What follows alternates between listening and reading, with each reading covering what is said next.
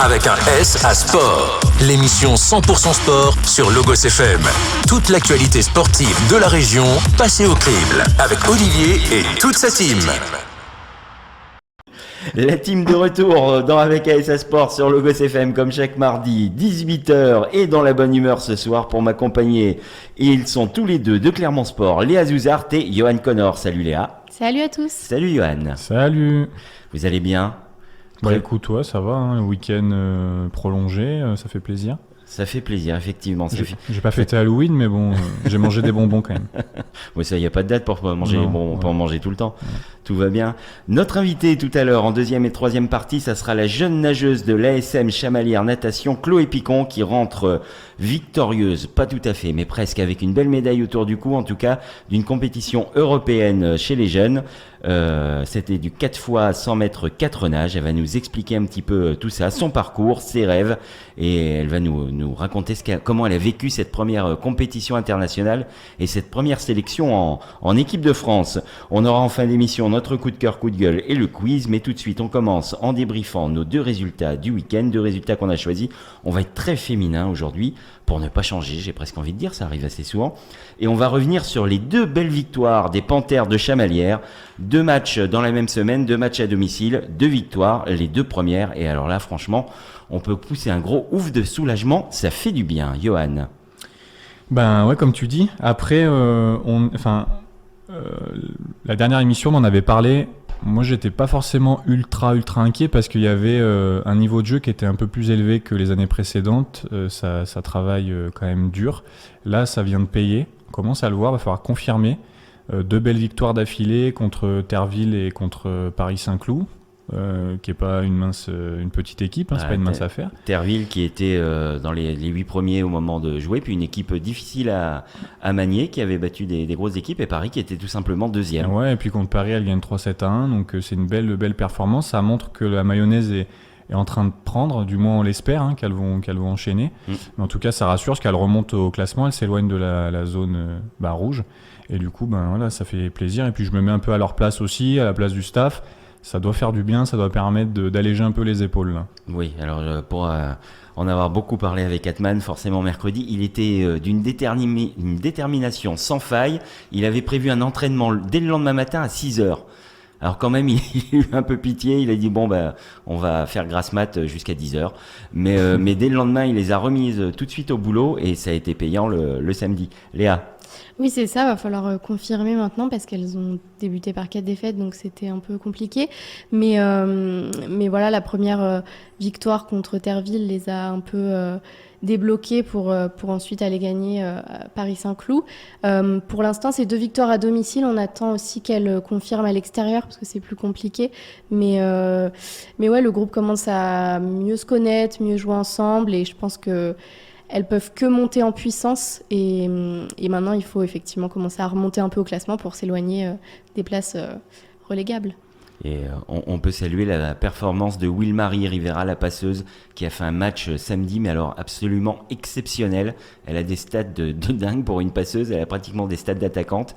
Elle a été élue MVP haut la main. Parfois il y a des longues discussions pour savoir qui va être meilleure joueuse. Là il y avait franchement pas photo.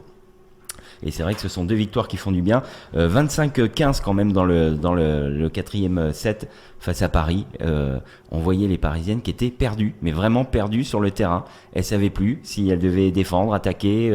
Elles se mélangeaient les pinceaux. Elles se sont marchées dessus, clairement, au propre comme au figuré. Donc voilà, Quand tu tords le deuxième au classement comme ça sur le dernier set, enfin sur le 4e en tout cas, ça en montre quand même assez long sur ta forme physique déjà, sur ta lucidité aussi. Donc c'est sûr que ça montre qu'il y a du travail qui commence à payer. Il y a eu un vrai travail de fond, je pense, et là on commence à voir les effets. C'est clair. Donc des Panthères qui sont, tu l'as dit Johan tout à l'heure, remontés à la 11e place avec désormais 5 points. Le leader de ce championnat, c'est Le Canet. Le Canet, 6 matchs, 6 victoires, 3 sets perdus. 18 points sur 18 possibles. Là, si on n'a pas un futur champion, j'y connais pas grand-chose, mais en tout cas, je vois pas bien qui va pouvoir aller les chatouiller. Ils ont quand même battu Cannes 3-7-1 facilement. Ils ont déjà joué les gros. Là, le Canet, attention, c'est un gros morceau dans ce championnat. Et justement, le Canet, ça sera un des prochains adversaires de Chamalières. Elles vont d'abord se déplacer à Évreux, ça sera le 6 novembre. Alors, on a toujours ce calendrier de dingue avec 2-3 matchs dans la semaine. Déplacement à Évreux qui est 13e, et là, clairement, c'est le concurrent direct. Hein. Il faut à tout prix faire un résultat à Évreux. Et ensuite, ça sera déplacement au Canet, et on retrouvera les Panthères à Chamalières pour la réception de Cannes. Donc 2 matchs de gala à venir. Donc il faut engranger les points comme elles ont su le faire l'année dernière. Ça va être important parce que là, cette année, vraiment, tout va compter. On peut pas trop se reposer sur ses lauriers. Deuxième résultat du week-end, là c'était beaucoup plus compliqué pour nos Volcaniques qui se sont inclinés à domicile face à Saint-Maur, 33-27, assez lourde défaite là. Tu veux commencer, Léa ? Oui, lourde défaite. Effectivement, c'est compliqué ce début de saison pour le HBCAM. Elles ont une nouvelle entraîneuse. Alors après, voilà, peut-être le temps de prendre ses marques. Mais voilà, 5 défaites, 1 nul et seulement 3 victoires, c'est compliqué pour le moment. Et on espère un peu qu'elles vont se réveiller parce que là, pour le moment, au classement, elles sont 10e. Donc c'est un moment compliqué pour elles. Mais je pense qu'on est quand même au début de la saison, hein, même s'il y a eu quand même quelques matchs. Donc je pense qu'il faut intensifier un peu le travail, qu'elles apprennent à mieux jouer ensemble, etc. Et on espère qu'elles vont remonter un peu la pente. Oui, alors début de saison, on est quand même pratiquement au quart déjà de cette saison. Ça va vite, hein, là aussi chez les Volcaniques, dans ce championnat de hand. Johan, oui, saison difficile, nous disait Léa. Ouais, mais elle reste optimiste. Oui, mais en fait, c'est ce qu'on disait la semaine dernière. Je pense qu'elles vont faire un peu une saison dans le ventre mou parce qu'on voit que c'est une année un peu charnière pour elles. Une année, je pense, aussi un peu de stabilisation parce qu'il faut quand même souligner que le HBCAM, c'est un club qui a fait quasiment que monter sur les dernières saisons. Oui, après, il y a eu le contexte Covid. Hein. D'ailleurs, il faut savoir que c'est un modèle de club qui est un petit peu forgé sur le même système que les provinces irlandaises ou néo-zélandaises au rugby. Et du coup, c'est un modèle pour beaucoup de clubs. Il y a pas mal de départements, de clubs d'autres régions qui viennent voir comment ça fonctionne, donc il faut le saluer aussi.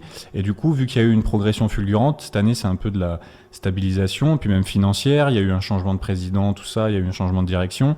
Donc voilà, le club a besoin d'une saison peut-être un peu moins fulgurante.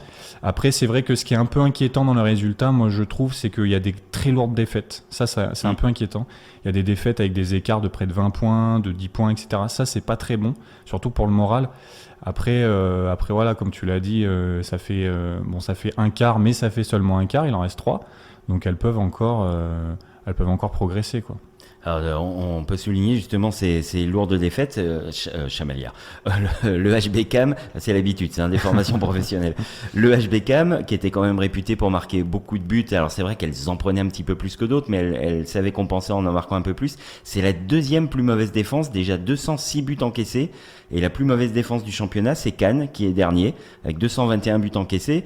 Donc oui, va falloir resserrer un petit peu les boulons derrière, et d'autant qu'il y a beaucoup moins de buts marqués, seulement 180, donc elles sont assez loin là au classement des attaques et des défenses. Le HBCAM qui est actuellement à la 10e place avec 11 points. Alors il n'y a pas de panique, hein, parce que derrière il y a déjà un petit écart qui s'est creusé. Les équipes suivantes sont à 9 points et Cannes, qui est le dernier, est à 7. Donc pas de panique dans cette poule unique. En fait, je pense qu'elles nous ont tellement habitués à mieux. En fait, on est un peu exigeant. Oui. Moi le premier, on est très exigeant. Là, le HBCAM nous a habitués à faire des saisons de dingue. On était habitués au caviar. Là, les œufs de limpe, c'est un peu dur. Ouais, voilà, c'est exactement ça. Du coup, là, elles ont une saison plus compliquée et en fait, on est tous un peu étonnés, mais en fait, c'est un peu normal. C'est juste du dépit amoureux. C'est ça. Exactement. Prochain match des Volcaniques, ça sera un déplacement au Havre. Le Havre qui est juste devant, justement, avec 13 points à la 9e place. Donc peut-être une victoire à l'extérieur qui leur permettrait d'aller grappiller quelques points. Dans le week-end, j'ai noté la première victoire de l'Alpha Saint-Jacques en basket, en National 3. Alors bravo, parce qu'on sait que la saison est compliquée, que ce niveau est difficile pour le club. Donc un grand bravo à l'Alpha Saint-Jacques pour cette première victoire. Est-ce que vous avez un autre résultat qui vous aura marqué durant le week-end ? J'avoue que le match Clermont Foot OM de ce que j'ai compris, le Clermont Foot aurait pu accrocher quelque chose contre l'OM, donc c'est pas rien. Ça montre que Clermont Foot a quand même les reins solides. Ça montre aussi qu'ils peuvent gêner les gros clubs qui ont des ambitions, de titre. Hein. Donc voilà, et puis faut aussi souligner que le match était à guichet fermé et que je crois que le peuple clermontois est très heureux d'avoir un deuxième club au plus haut niveau. Apparemment, malgré la pluie, c'était bien plein. Léa, t'as suivi le match, toi? Oui, j'ai suivi le match. Bon, après, oui, à guichet fermé, mais il y avait beaucoup de supporters marseillais aussi, je pense. C'est vrai que ça a pas mal suscité d'engouement. Mais Ghislain Jeunier, qui est chroniqueur d'ailleurs, est un fervent marseillais. Je suis pas sûr que malgré le fait qu'il soit d'Enza, s'il soit allé autrement qu'en bleu et blanc, mais bon. Ouais, je pense que c'était le cas de beaucoup de supporters dans le stade. Mais effectivement, voilà, ils perdent 15-0. On aurait pu penser beaucoup plus. Hein. Marseille, ils sont quand même 4e. Donc, non, c'était un bon match. Il y avait de l'engagement, un peu de manque d'efficacité. C'est ce qui manque parfois clairement devant le but. Voilà, des mauvais choix. Et ça va pas forcément au fond, alors que le Marseille a peut-être été plus réaliste sur les occasions qu'ils ont eues, mais ils n'en ont pas eu tant que ça non plus. Donc c'est encourageant pour Clermont Foot. Bon, malheureusement, du coup, c'est quand même une défaite. Mais voilà, on voit que la semaine dernière, ils gagnent quand même Lille, le champion de France en titre. Donc effectivement, on se rend compte que j'ai l'impression que ça joue un peu plus que le maintien quand même. Oui, ça joue effectivement un peu plus et je pense que le maintien va être acquis, peut-être pas rapidement, mais je pense que avant le dernier tiers de championnat, je pense que le maintien sera acquis. Ça, j'ai pas trop de doute là-dessus. Je pense que c'est bien parti pour. Très bien, nous on va marquer une première pause. Restez bien avec nous parce que juste après, vous allez découvrir la jeune nageuse de l'ASM Chamalières Natation, Chloé Picon, qui rentre de Belgrade avec une belle médaille de bronze internationale autour du cou. Elle va nous expliquer tout ça. À tout de suite, vous êtes sur Logos FM dans Avec AS à Sport. Avec un S à Sport, l'émission 100% sport sur Logos FM. Toute l'actualité sportive de la région passée au crible avec Olivier et toute sa team. Deuxième partie d'Avec AS Sport, votre rendez-vous sportif hebdomadaire sur Logos FM. Vous avez l'habitude, la rediffusion c'est le mercredi 20h, le podcast le jeudi matin sur notre page Facebook Avec AS Sport. Pour m'accompagner ce soir, Léa Zuzart, Johan Connor et notre invitée, la jeune Chloé Picon, nageuse à l'ASM Natation. Bonjour Chloé. Bonjour. Alors Chloé, première question toute simple, présente-toi, quel âge as-tu, qui es-tu, depuis combien de temps est-ce que tu nages ?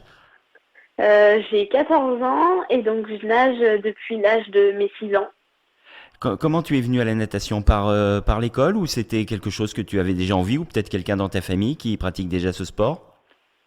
J'ai testé beaucoup de sports avant d'arriver à la natation et j'ai testé ce sport. Ma maman c'est un peu natation mais très peu. Mais j'ai testé et là j'ai tout de suite adoré et j'ai continué plus tard. Alors c'est quoi ta spécialité ? Dans quelle discipline tu excelles ? Ma spécialité c'est la brasse, donc 50-100, pas trop de 200 parce que j'ai pas beaucoup d'endurance, mais je suis plutôt le sprint en brasse. D'accord. Alors comment est-ce que ça se décide d'un jour d'être, on dit comment, brasseuse, c'est ça ? Oui, on dit brasseuse. En fait ça se décide pas, ça vient tout seul. On choisit pas, ça se fait. C'est arrivé. Après c'est arrivé qu'en 6e moi parce que j'ai commencé à l'histoire et au début j'avais pas de spé. Et en fait, ça vient, il y a une nage qui se sépare des autres, et là, on voit que c'est notre spé. C'est des qualités physiques particulières, non, pour la brasse, plus que pour la nage libre ou le papillon, le dos. Qu'est-ce qu'il faut comme capacité technique ?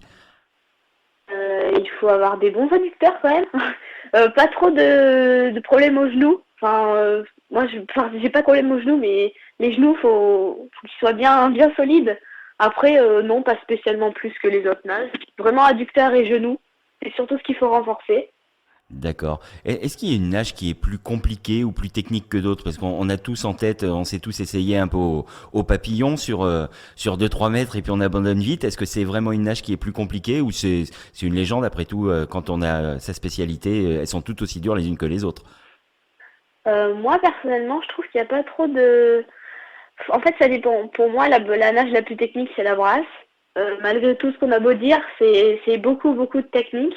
Après, le papillon est très très dur, plutôt niveau cardio, parce que et niveau musculaire parce que ça fait très très mal rapidement. Mais pour moi, toutes les nages sont aussi dures les unes que les autres. Mais particulièrement la brasse en technique et le papillon sur les muscles et le cardio. Alors, est-ce que tu peux nous donner une journée type? Parce qu'on sait que les nageurs se lèvent tôt pour l'entraînement. Toi, en plus, tu as 14 ans, donc il y a l'école derrière. C'est quoi une journée type de Chloé Picon? Eh ben, ça dépend des jours, mais par exemple, le jour où je nage 2 fois par jour, donc le vendredi, donc je me lève à 5h15 pour partir chez moi à 6h15, et donc j'arrive à la piscine, il est 7h. 7h, après, on nage jusqu'à 8h30. Après, on va au collège, donc on commence à 9h, et on termine à 16h tous les jours. Et après, donc, on va directement nager de 16h30 à 18h30. Après, souvent, on déborde, hein, parce que on n'a jamais fini d'entraînement. Donc on termine souvent vers 18h45. Après, le temps qu'on rentre chez nous, il est bien 19h45. Hein. Et tu t'entraînes combien de fois par semaine? Je m'entraîne tous les jours, donc y compris le samedi. Et donc le samedi, mercredi et mardi, j'ai de la musculation. Et en plus, j'ai le vendredi matin en natation. Ouais, c'est des journées bien remplies. Alors, si tu es notre invité, c'est pour te découvrir, mais c'est aussi parce que tu as fait parler de toi récemment. Tu as participé à une compétition internationale avec l'équipe de France et tu as ramené une belle médaille sur du 4x100 4 nages. C'est bien ça, hein? C'est ça. Alors, explique-nous déjà comment tu as appris ta sélection, comment ça s'est passé. Eh ben, ça s'est passé à Dunkerque. Je sors de la finale du 100 brasses, donc je termine 4e, les premières 2007. Et en fait, donc j'étais très contente parce que j'avais fait un très bon temps, donc une 14-14. Et j'arrive à mon entraîneur, on débrief, et à la fin, il me fait, au fait, tu sais que tu as loupé la Comène, donc c'est la compétition à 1/100e. Donc là, j'étais dégoûtée. Mais finalement, après, j'ai su à peu près 2 semaines avant le départ pour l'INSEP, que finalement je pouvais être repêchée, qu'il fallait juste l'accord de la fédération. Et donc la fédération a donné son accord et j'ai pu être sélectionnée comme ça et faire partie de l'équipe de France. Bon, une sacrée opportunité à ton âge, ça c'est clair. Ça faisait partie de tes objectifs cette saison d'intégrer l'équipe de France? Pas du tout, j'y avais pas du tout pensé, mais c'était une compétition que je rêvais de faire depuis que j'étais toute petite. Je rêvais de cette compétition parce que tous les athlètes ils partent souvent dans d'autres pays et j'avais trouvé ça trop cool. Mais non. En fait, non. J'avais même pas regardé les temps de la Common. Je m'étais pas intéressée cette saison. Et finalement, voilà, c'est venu comme ça. Alors, où est-ce qu'elle a eu lieu cette compétition? Et c'était quand? C'était il y a une semaine, 10 jours maintenant? Alors, elle a eu lieu à Belgrade. Et c'était donc du 15 au 17. Donc oui, c'est ça, il y a 2 semaines. Elle a eu lieu à Belgrade. Elle a duré 3 jours. Mais nous, donc, on est parti à l'INSEP le mardi 12. Et on a fait un stage de 2 jours, ouais. Du 12 au 14, et le 14, on est parti pour Belgrade. Alors, le 4x4 nage, c'est un relais. Est-ce qu'on travaille le passage de relais comme on le travaille à l'athlétisme? C'est aussi technique ou c'est simplement bien surveiller que le mur soit touché pour pouvoir s'élancer? Non, quand même, c'est assez technique. Moi, je ne travaille pas, malheureusement. On travaille pas, pour moi, on ne travaille pas assez, mais on ne fait pas beaucoup de relais avec le club. Mais en fait, ce qui est très dur, c'est qu'il ne faut pas anticiper trop la touche, mais il ne faut pas non plus partir en retard.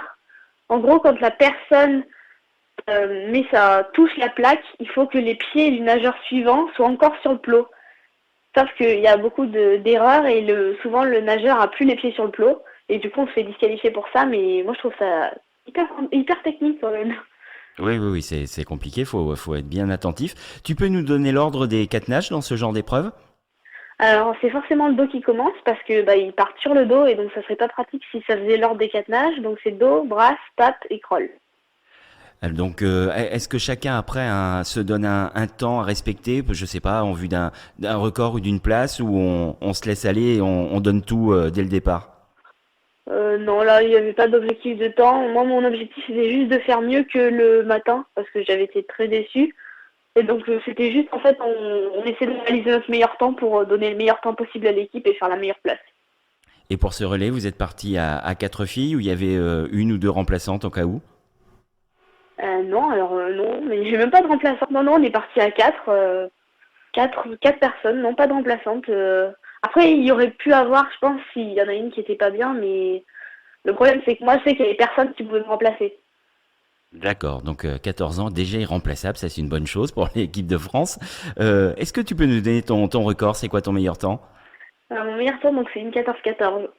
Une 14-14, donc que tu avais réalisé sur ces France, si j'ai bien suivi. Voilà, c'est ça, sur la finale de Dunkerque. Tu connais le record de France actuel? C'est Justine Delmas qui l'a, c'est une 09-55. D'accord, une 09,55, donc toi tu es encore à 5 secondes. Alors je me rends pas compte, est-ce que 5 secondes en natation c'est un énorme écart ou c'est petit? Disons que sur un 100 mètres, ouais, c'est un peu chaud. En fait, plus la distance est longue, plus les secondes elles sont faciles à avoir, mais là sur un 100 mètres, ça fait quand même pas mal, hein. D'accord, oui, c'est comme un 100 mètres couru sur piste, 5 secondes ça paraîtrait énorme effectivement. Donc là j'imagine que ça fait un gros écart. Est-ce que c'est un temps qui te paraît abordable, peut-être pas cette saison, mais d'ici un an ou deux, est-ce que tu te fixes un objectif de temps à atteindre? Ah bah oui, quand même. Après, il est pas inatteignable, hein, mais on espère on se rapprochera déjà cette saison et pourquoi pas la saison d'après le battre. Alors sur cette compétition européenne, sur cette Comène, tu as terminé sur le podium avec tes camarades à la 3e place. Qu'est-ce qu'on ressent? Comment on le voit arriver? Est-ce que tu te dis, tu devines comme tu termines deuxième cette course? Est-ce que tu as le temps de voir le chrono, de surveiller, d'encourager? Comment tu as vécu ça? Ben, donc je pars après Lucine, mais je pars, j'arrive, je regarde à peu près le temps. J'essaie de deviner mon temps par rapport au temps qu'on a fait avec ma coéquipière en dos. Mais c'est un peu compliqué, donc je me dis, j'ai nagé entre une 15 et une 16, donc je me dis, bah, c'est pas mal. Après, donc, j'ai le temps d'encourager celle qui est en pape et celle qui est en crawl. Et après, on a encouragé à fond la dernière parce que on était quatrième au dernier virage, la Turquie était devant nous. Et en fait, Alban, celle qui était en crawl, elle a remonté dans les derniers 5 mètres. Elle a remonté juste pour toucher 30 centièmes avant la Turquie. Bon, qu'est-ce qu'on ressent à ce moment-là? C'est une joie immense. Ah bah oui, on est trop fiers, mais après j'étais un peu déçue quand même parce que je sais pas que j'étais déçue, mais Espagne et Italie elles étaient quand même loin devant, donc mais bon, on a quand même réussi à battre la Turquie, donc c'était bien, mais on est très fiers à ce moment-là parce qu'on est troisième, mais on aimerait bien être première, quoi, sachant que j'avais pas une médaille. Ouais, c'est bien. On sent la compétitrice qui est en toi. Ça, c'est une bonne chose. On va marquer une petite pause, Chloé, puis on se retrouvera dans la partie suivante. On va parler un peu d'avenir avec toi, comment tu te vois sur la saison qui arrive. Et puis forcément, en 2024, il va se passer un petit quelque chose en France. Est-ce que ça fait partie de tes objectifs ou peut-être les suivants, les Jeux de Los Angeles? Nous, on va marquer une pause. Vous êtes dans Avec ASA Sport sur Logos FM. À tout de suite. Avec un S à sport. L'émission 100% sport sur Logos FM. Toute l'actualité sportive de la région passée au crible. Avec Olivier et toute sa team. Troisième partie d'Avec ASA Sport sur Logos FM chaque mardi à 18h pour m'accompagner ce soir Léa Zouzart, Johan Connor et notre invitée, vous l'avez découverte dans la deuxième partie, c'est la jeune Chloé Picon, nageuse à l'ASM Chamalières Natation et qui rentre de Belgrade avec une belle médaille de bronze autour du cou qu'elle a remportée avec ses camarades de l'équipe de France sur le 4x100 4 nages. Chloé, rebonsoir. Rebonsoir. Alors Chloé, tu nous as un peu expliqué cette compétition. Depuis combien de temps tu nages? Tu t'es présenté dans la partie précédente. Maintenant, on va se tourner vers cette saison qui démarre ou qui se termine. C'est comment une saison de natation? Ça démarre en septembre, en janvier? C'est quoi les créneaux? Là, ça a changé actuellement, mais cette année, ça a changé. Normalement, c'était donc on va dire, allez, ça commence en septembre et ça se termine en juillet. Mais là, cette année, en fait, on fait donc là, ce sera de janvier à janvier. Donc, c'est-à-dire que cette année, je suis encore junior 1. Alors que normalement, j'aurais dû être junior 2. Alors, comment tu la vois cette saison, donc qui va se terminer là dans quelques semaines? On va se projeter sur 2022. Qu'est-ce que tu te fixes comme objectif pour la saison 2022?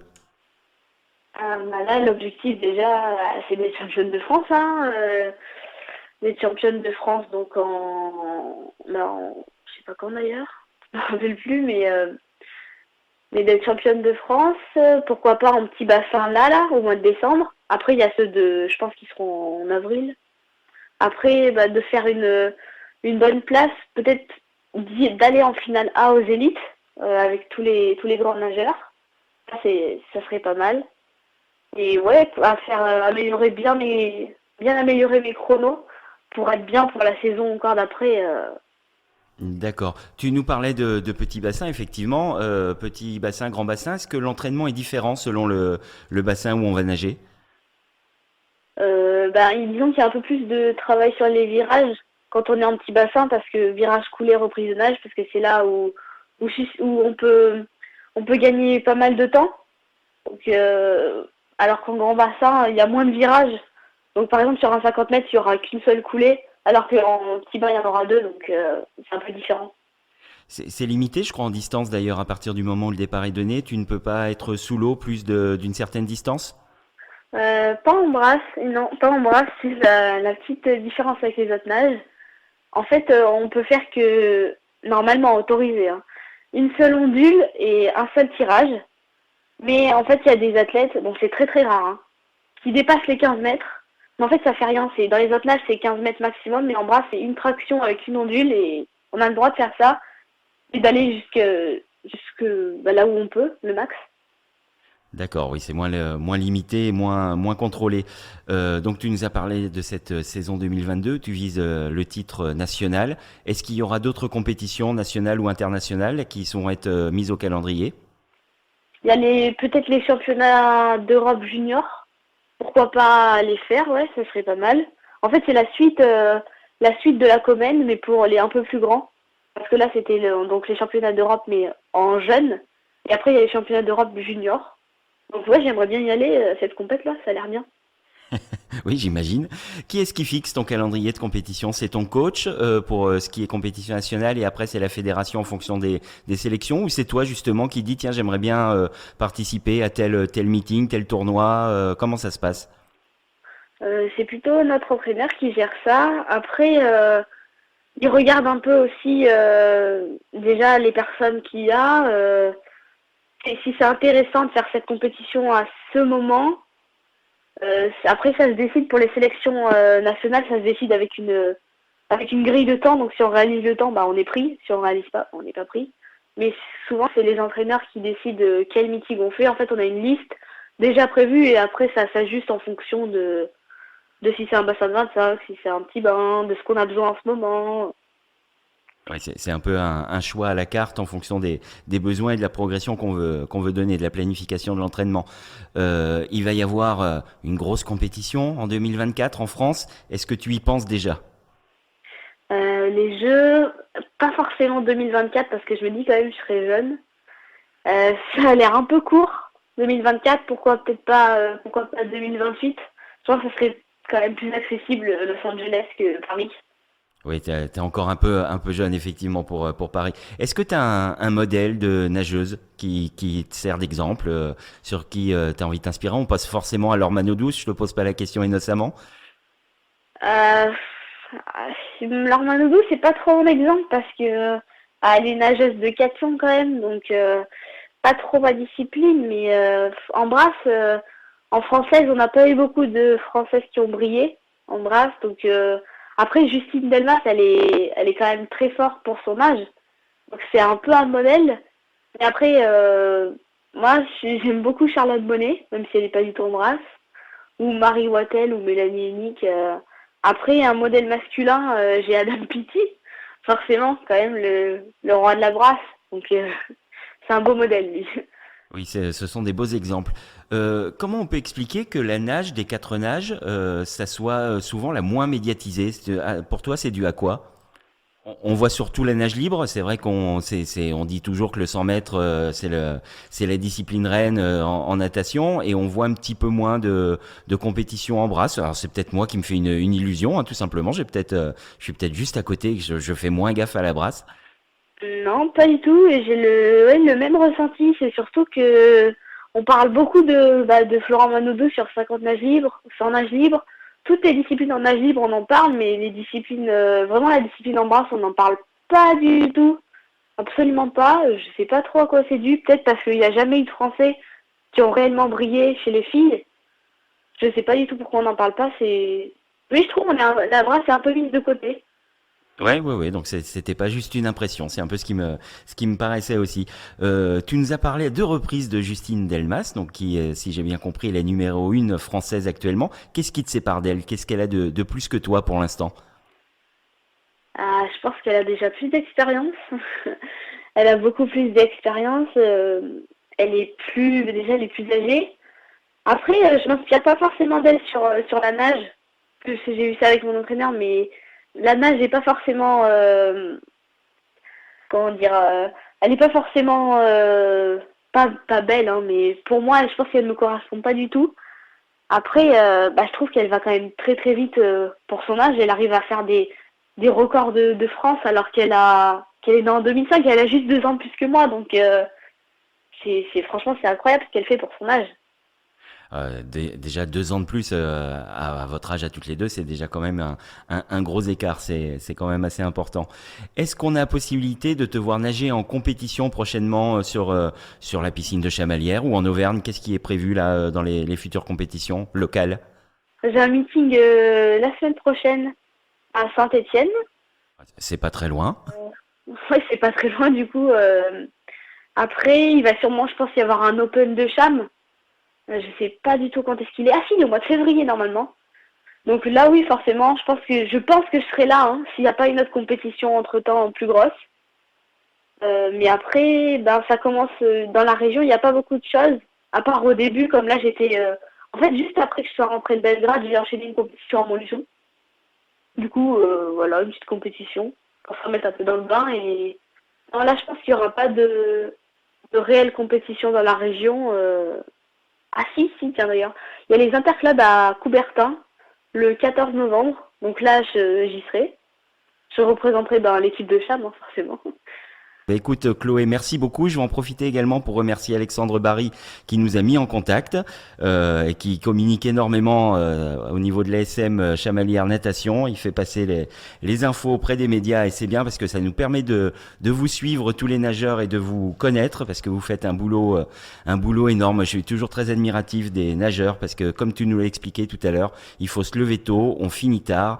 La natation c'est compliqué, pour moi c'est une des disciplines les plus compliquées avec la boxe et le cyclisme. Je pense que c'est les 3 sports qui demandent le plus d'abnégation et le plus de discipline à l'entraînement. Donc un grand bravo à toi. On te souhaite le meilleur et puis bravo parce que franchement, 14 ans, t'étais super à l'aise. Un grand bravo. Merci beaucoup, c'est très gentil. Ah oui, c'est un sport quand même très exigeant. Beaucoup d'exigences à avoir, beaucoup de rigueur à avoir tous les jours à l'entraînement. Même si des fois, c'est pas facile. Faut savoir se mettre dans le mal et c'est comme ça qu'on progresse, c'est pas dans la facilité. Et c'est très très très dur de tenir. Des fois, il y a des jours où on n'en peut plus, on est fatigué, on est éclaté, mais il faut quand même se remobiliser derrière pour la compétition et pour le final. Très bien, c'était les sages paroles de Chloé Picon, 14 ans. Mesdames, messieurs, ça peut être noté et être pris en exemple. Merci beaucoup Chloé et je te souhaite le meilleur pour la suite de ta carrière. Merci beaucoup, c'est très gentil à vous. Ça a été un plaisir. Allez, nous on va marquer une dernière pause. La 4e partie d'Avec ASA Sport avec le coup de cœur, coup de gueule, le quiz entre nos chroniqueurs. On se retrouve tout de suite après. Vous êtes sur Logos FM, c'est Avec ASA Sport. Avec un S à sport. L'émission 100% sport sur Logos FM. Toute l'actualité sportive de la région passée au crible. Avec Olivier et toute sa team.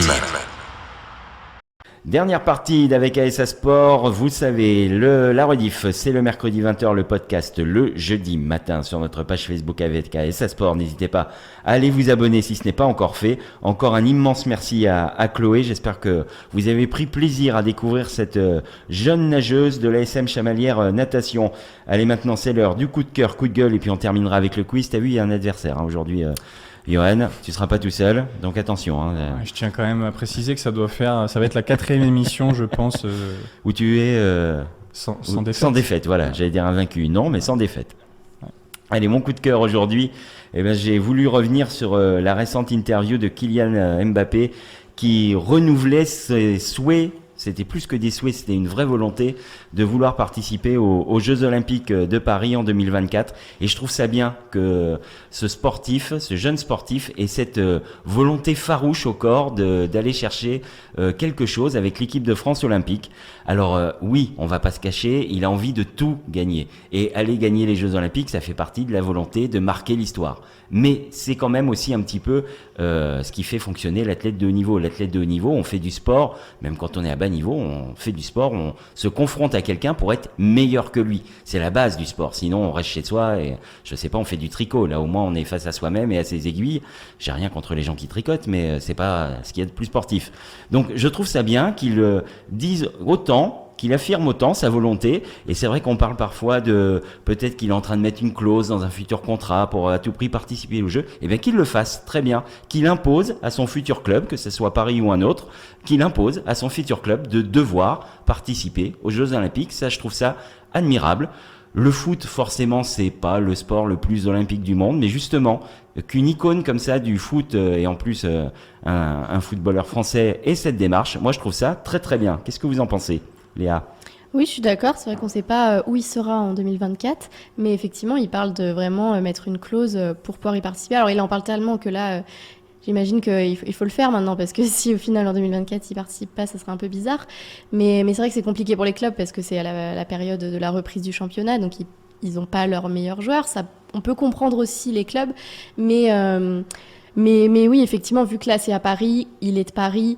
Voilà, il a vraiment cette volonté de faire ces Jeux Olympiques, même si effectivement le foot c'est pas très populaire aux Jeux Olympiques, mais il a envie de marquer l'histoire. Voilà, il est déjà champion du monde. Enfin, il a déjà gagné tellement de choses à son âge que les Jeux Olympiques c'est encore quelque chose de plus, puis c'est historique parce que des Jeux en France, il en vivra probablement qu'une seule édition. Ça c'est sûr. Donc oui, j'espère qu'on le verra, mais pas que lui. J'espère qu'il y aura aussi d'autres joueurs parce qu'ils peuvent être tout faire tout seul. On a bien vu au dernier JO que l'équipe c'était un peu la catastrophe.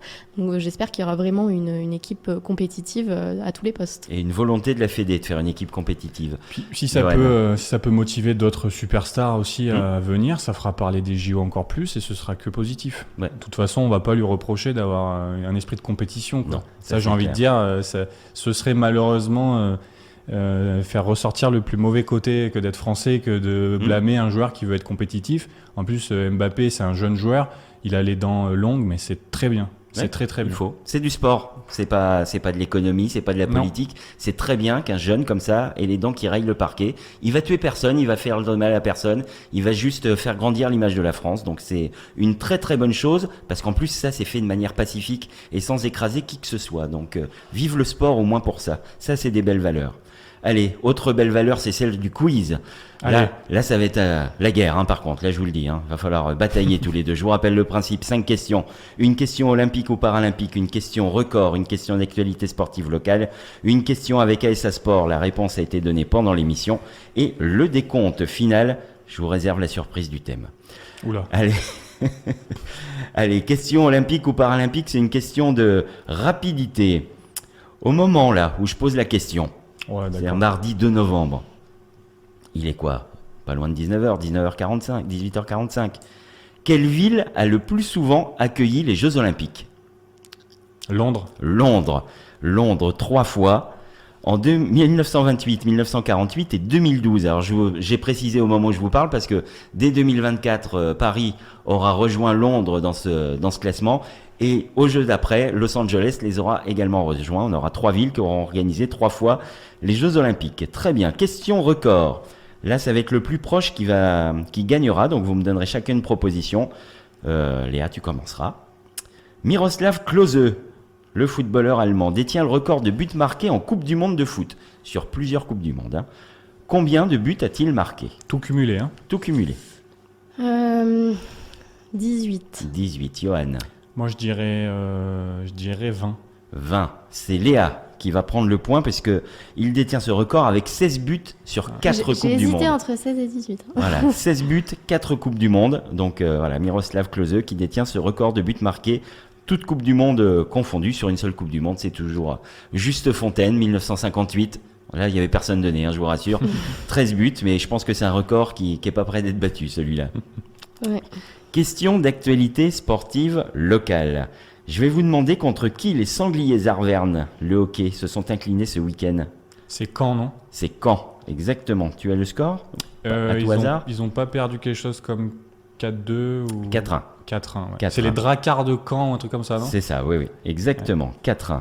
Des saisons difficiles pour les Sangliers. Putain, je suis chaud là. Alors enfin, les playoffs sont sortis, le règlement des playoffs, parce que c'était pas encore sorti, savoir comment allait se jouer la fin de saison.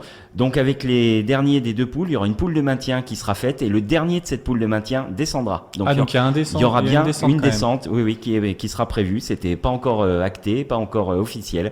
Donc il y aura bien une descente. Ils sont bien organisés à la Fédé de hockey, non? Sans commentaire. Il y en a des pires. Enfin voilà. Bon, allez, bref. Question avec ASA Sport. Je vous ai donné la réponse pendant l'émission. Qui est en tête du championnat de Liga féminine? Le Canet. Le Canet, oui. Il est on fire, là, Johan, ce soir. 3. Les jours fériés, ça me fait du bien le lundi. Là, j'ai eu 3 jours de repos. C'est bon, ça t'a pu récupérer. Très bien. Ouais. Bon, allez, Léa, ça va être le moment de se refaire. Là, avec le décompte, c'est toi qui commenceras. Vous donnerez une réponse chacun à votre tour. Et je vais vous demander, vous savez que j'aime bien les classements, des tableaux de médailles des nations dans les différentes disciplines. Je vais vous demander les 10 nations qui ont remporté le plus de médailles au championnat du monde masculin de volleyball. Allez Léa, c'est toi qui commences. Les États-Unis. Les États-Unis sont dans ce classement à la 8e place avec 3 médailles remportées. Johan. L'Argentine. L'Argentine, où est-ce que tu es allé me chercher l'Argentine? Non, il n'y a pas l'Argentine dans ce classement. Léa, c'est le moment de recoller à 3 partout. Le Brésil. Le Brésil, oui, le Brésil 2e. T'étais pas loin avec l'Argentine. Ouais. Le Brésil 2e avec 6 médailles. La Russie. La Russie qui est première avec 12 médailles. Ça fait 4-3. 12 médailles de leur plein gré. Hein, de leur plein gré, oui. L'Australie. L'Australie n'est pas dans ce classement. La Serbie. La Serbie, oui, bien vu. 9e la Serbie avec 2 médailles. Ça fait 5-3. L'Italie.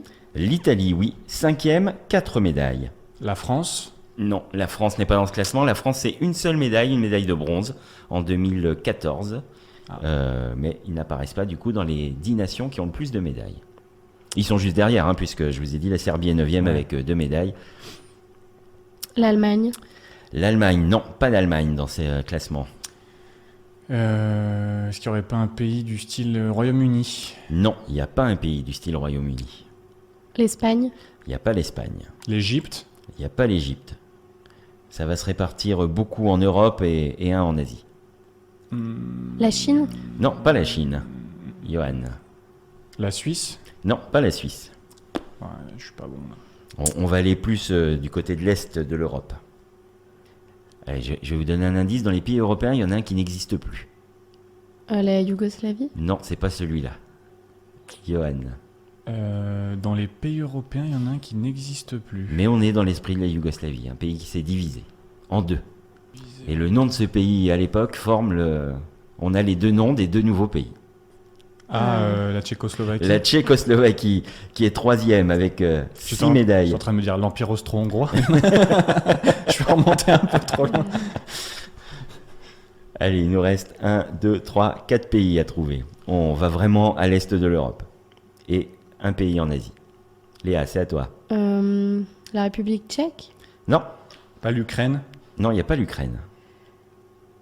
Mais on est autour. Hein, revenez un peu plus à l'ouest. Non, mais vous êtes... c'est bon, vous avez cerné.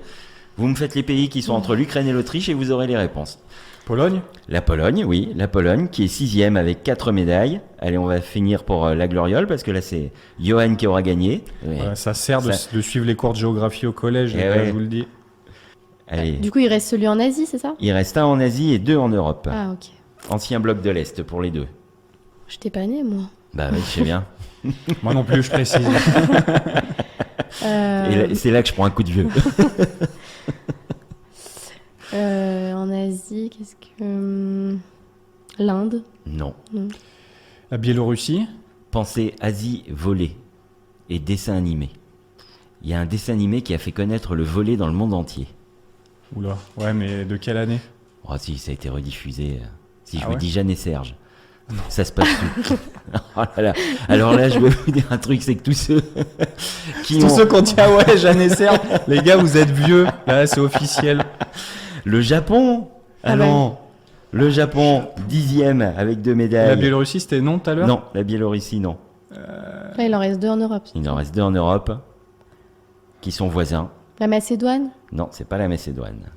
Allez, je vais vous les donner. Le 4e. La Vas-y. Croatie? Non, c'est pas la Croatie. La Roumanie? Oui, la Roumanie qui Et est la 7e. Bulgarie.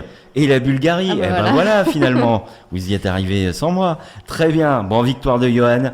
Là, victoire. Je suis pas dopé, je tiens à préciser, je suis pas dopé. On va vérifier ouais. ça. Hein. Je vais te faire pipi là juste à côté. Ok. Il y a test quand même au cas où. Très bien, merci beaucoup à tous les deux. Nous, vous pourrez réécouter l'émission demain à partir de 20h sur Logos FM, le podcast jeudi sur la page Facebook avec SA Sport et on se retrouve mardi prochain pour une nouvelle émission. D'ici là, je vous souhaite une belle semaine sportive.